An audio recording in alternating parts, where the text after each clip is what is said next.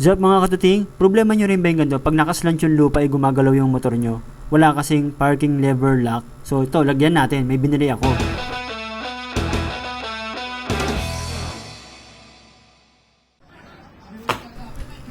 Ito nga yung binili ko sa TikTok. Ayan. Nakita ko kasi to sa community namin ng ng ADX, yung wala kaming brake lever lock. So pagka naka-slant yung motor or pataas or pababa, gumagalaw siya. So ito, solution natin. Bumili tayo nito sa online. Ilalagay ko na lang yung link niyan sa baba kung gusto niyo umorder. What is up mga katuting? So ito yung motor ko. Ayan. Yung ADX 160. Wala kasi siyang para makita niyo. Wala siyang brake lock. Ayun. So pagka nakaslant ako, bumababa siya or umaatras. Hindi ko naman pwedeng bitiwan yung magkabilang brake kasi gagalaw ako, lalo na pag may angkas, delikado. So kailangan natin ito. So ayun, ikabit natin. Hindi naman siya kailangan hindi mo naman kailangan maging expert mechanic para maikabit ko Yun lang naman siya So kailangan lang natin ng ito. Hindi ko alam kung anong sukat nito Kung makita, madilim. So dahil hindi ko siya makita, kailangan ko ng flashlight. Ayan. Para mas makita nyo. Ayan.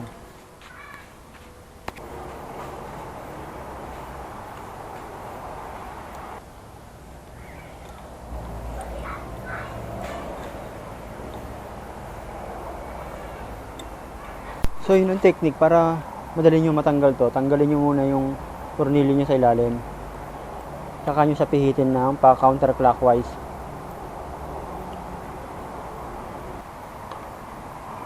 O yun, dali na. After natin matanggal, kunin na natin yung mga ito. But first, tignan muna natin kung anong kasya dito. Kasi kailangan natin to. Ito or ito.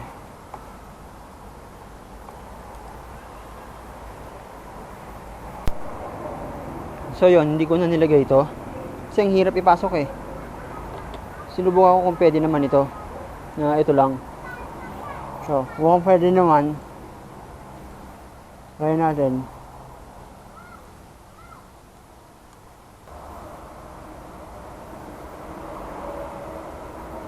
O yan, makakabit na. Lagay nga natin ito ngayon. Lagay natin ngayon ito. Yung tornilyo na to.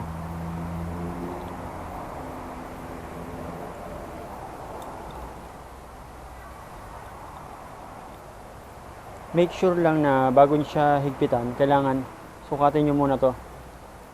Ganito. Press nyo to, tapos usog nyo to. Yan. Hawa nyo yan. Ngayon, kung nakuha nyo, saka nyo sa silipan. So yun, pag nakuha nyo na, saka nyo siya sigipan. Diba? Para yun ang pipigil sa kanya. So yan guys, okay na, di ba? Kita nyo, nakakabit na, matigas na siya. So, pag pinress natin siya, teka lang ganyan dapat. Para parang may handbrake ka. Di ba? So pag pinress mo to, babalik lang siya. Yan. So ganoon lang siya kadaling ibalik. Sa una mahirap pagkalas-kalas nito Pero yan Ito kasi nakaslant. Yan. As you can see, nakaslant yung motor. Pababa yan pag ganun. So, subukan natin.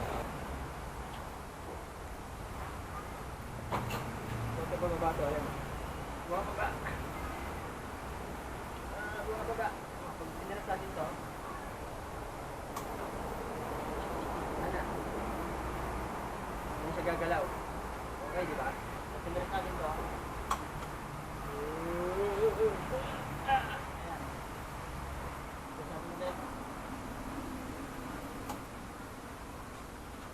galaw.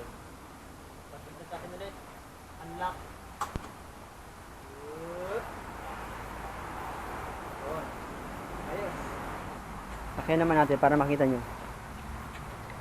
Yeah! So, ayan siya. Oh. Yan. Naka-brake ako kasi baka bumaba eh. Pag bumaba, gumagalaw ako. Pero pagka, angat natin ulit.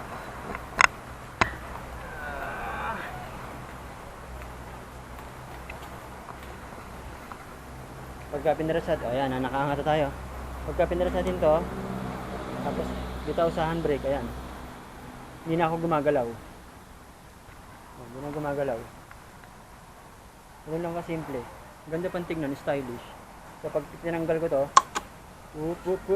uy. Yun ang problema dito, walang lock yung mga brake. So yun, ganun lang kasimple. Bili na kayo. Kaya yun ang reason ko kung bakit ako naglagay nito. Tawag nga pala rito sa brake lever parking lock. Yun. So, ilalagay ko na lang sa description kung saan ko siya nabili. Yun ang kagandahan ng meron nito. Kasi yung maraming scooter na wala yan. Yung click, meron. Yung Honda click, meron. So, yun. Subscribe na lang kayo for more na information about sa motor. Mga simpleng information lang naman ang kaya ko. Hindi naman ako ganun ka expert mo pa. Ayun. Bye!